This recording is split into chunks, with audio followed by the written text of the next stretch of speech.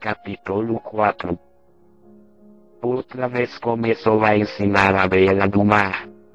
E reuniu-se a ele tão grande multidão que ele entrou num barco e sentou-se nele, sobre o mar, e todo o povo estava em terra junto do mar. Então lhes ensinava muitas coisas por parábolas, e lhes dizia no seu ensino: ouvi, eis que o semeador saiu a semear. E aconteceu que, quando semeava, uma parte da semente caiu à beira do caminho, e vieram as aves e a comeram. Outra caiu no solo pedregoso, onde não havia muita terra, e logo nasceu, porque não tinha terra profunda. Mas, saindo o sol, queimou-se, e, porque não tinha raiz, secou-se.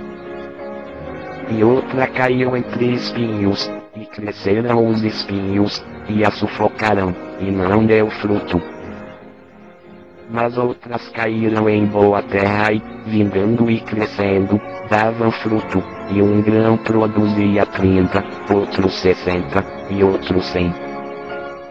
E disse-lhes: quem tem ouvidos para ouvir, ouça. Quando se achou só, os que estavam ao redor dele, com os 12, interrogaram-no acerca da parábola. E ele lhes disse: a vós é confiado o mistério do reino de Deus, mas aos de fora tudo se lhes diz por parábolas. Para que vendo, vejam, e não percebam, e ouvindo, ouçam, e não entendam, para que não se convertam e sejam perdoados. Disse-lhes ainda: não percebeis esta parábola? Como, pois, entendereis todas as parábolas? O semeador semeia a palavra. E os que estão junto do caminho são aqueles em quem a palavra é semeada, mas, tendo a eles ouvido, vem logo Satanás e tira a palavra que neles foi semeada. Do mesmo modo, aqueles que foram semeados nos lugares pedregosos são os que, ouvindo a palavra, imediatamente com alegria recebem.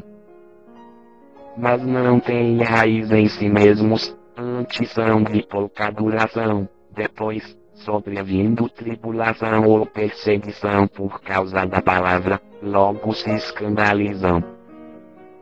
Outros ainda são aqueles que foram semeados entre os espinhos. Estes são os que ouvem a palavra. Mas os cuidados do mundo, a sedução das riquezas e a cobiça de outras coisas, entrando, sufocam a palavra, e ela fica infrutífera. Aqueles outros que foram semeados em boa terra são os que ouvem a palavra e a recebem, e dão fruto, a 30, a 60, e a 100, por um. Disse-lhes mais: vem porventura a candeia para se meter debaixo do alqueire, ou debaixo da cama? Não é antes para se colocar no velador? Porque nada está encoberto senão para ser manifesto, e nada foi escondido senão para vir à luz. Se alguém tem ouvidos para ouvir, ouça. Também lhes disse: atendei ao que ouvis. Com a medida com que medis vos medirão a vós, e ainda se vos acrescentará. Pois ao que tem, ser-lhe-á dado, e ao que não tem, até aquilo que tem ser-lhe-á tirado.